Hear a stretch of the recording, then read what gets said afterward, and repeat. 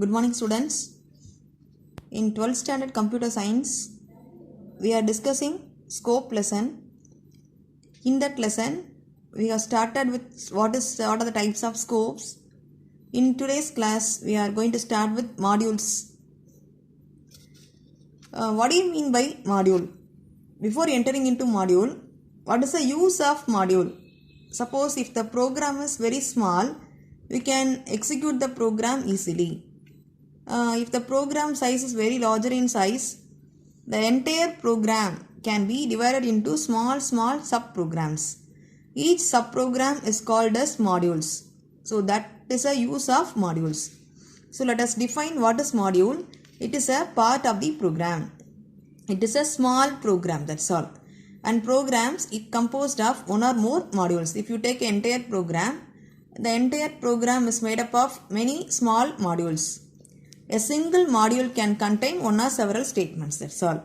So module is a smaller program which contains some statements, that's all. These modules contain some statements which are related with one another. It contains some statements closely related with one another, that's all. Next, modular programming. The programming in which we are dividing a program into modules is called as modular programming. So, the process of subdividing a computer program into separate subprograms is called as modular programming. The process of dividing the computer program into small modules or subprograms, which is called as modular programming. Example procedures, we can divide it into modules. Subroutines and functions, we can divide it into modules. That's all. Next, we can see about the characteristics of modules. What are the characteristics of modules? The modules contains one or two statements related with one another, we said. Exactly, it contains what? It can contain any instructions or it can contain processing statements and data. And second point, module is a subprogram which can be compiled separately and stored in a library. Small program. Module, we can take it as a small program which can be compiled and stored separately in a library. And in a program, we can include any number of modules. So, modules can be included in a program. That's all.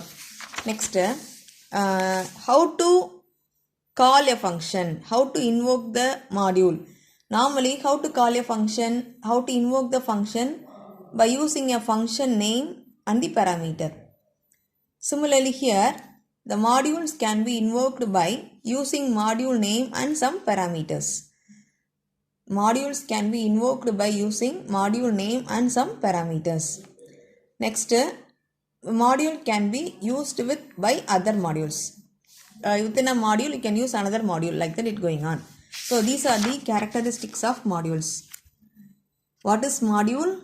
A program, entire program is divided into small subprogram. Each subprograms are called as modules. What are the characteristics? It can contain instructions, processing and data, and these modules can be included in a program. And this modules part, it can contain one or more statements related with one another. This module can be separately compiled and stored in a library. Next, inside one module, we can use another module and it can be invoked by using module name and some parameters. That's all.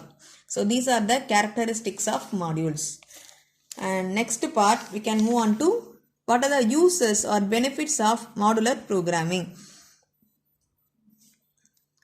When we are using modular programming, what are the important points? What are the advantages we can see? First one, less code. The entire program size is very big, that I am dividing into many sub-modules. So, when you take a sub-module, it contains small number of instructions. So, code is less code. Second point, a single procedure can be reused. Once you are writing some steps in a module, whenever you need that steps, you can use the module. So, no need to write the same thing again and again. The same coding can be used again and again. That is called reused. A single procedure can be reused. Next, the modules are small, so programs can be designed very easily. The programmer feel very easy to design a single module than the entire program. That is the third point. The coding is less, so it is easy to design the program. Next, it allows many programmers to work on same application. If you take a very big application, it can be divided into many modules. So many programmers, each and every module can be programmed by separate programmers. So many programmers can work on the same application. It allows many programmers to work on same application. Next point. This code is stored across multiple files. This module can be stored across multiple files. And here the code is very small, easy to understand. The main thing is what? It is very small. It contains limited number of statements, less code. So it is easy to understand. Code is small, easy to understand. Next, since it is small, we can identify the error easily. Errors can be identified easily. Next, same code can be used in many applications. Once in a module you are giving some statements. If you need the statements, you can use the same module in many applications. In the same application or some other applications also. Next, the scope of the variables we have discussed. Since the module is very small, it has very less codings. The scoping can be easily controlled. That's all. These are the important advantages of modules. Code is less and a single procedure can be used. It can be reused. Whenever we need, we can use it. It has very small, so program can be designed easily and many programmer can work on same application. It is very small number of statements, so it is easy to understand. It can be stored across multiple files. Errors can be identified easily and the same module can be used in many applications. The scope can be easily controlled. So these are the benefits of modular programming. Next, the next topic, final topic about access control. What do you mean by access control? See, we can provide security to the data through this access control. We are storing large amount of data in a system. It is important to give security to the data. That can be done by access control. So what in access control, what we are giving, the authorized persons can see or can able to read or change the data, but unauthorized person cannot change the data. So what is access control? Access control is a selective restriction of access of data. It is a method using which we can provide security to the data. That's all. Access control is a selective restriction of access to data. That's all.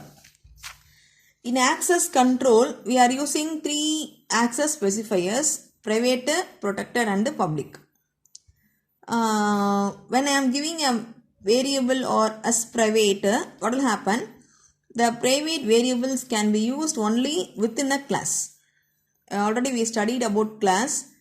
If you are declaring a variable as private, it can be used only within a class. Protected means the variable can be used within the class and the inherited class. Inherited class means what? From one class we are creating another class, that is called inheritance, and the class which exists already is called base class, and the class which is created newly is called as inherited class. And public means what? It can be accessible from outside the class also. If you are declaring a variable as public, wherever you need you can use that use that variable, accessible from outside the class also. So these are the three access specifier using which we can provide security to the data in access control. That's all. So students, in yesterday and today's class we have completed the lesson chapter 3. Modules is very small part. You have to study easily. What is module we have seen, then modular programming and what are the characteristics, advantages we have seen, and finally how to give security to the data we have seen. That's all. So with this chapter over. So students, see the video again and again, learn thoroughly and write the assignment. Thank you children.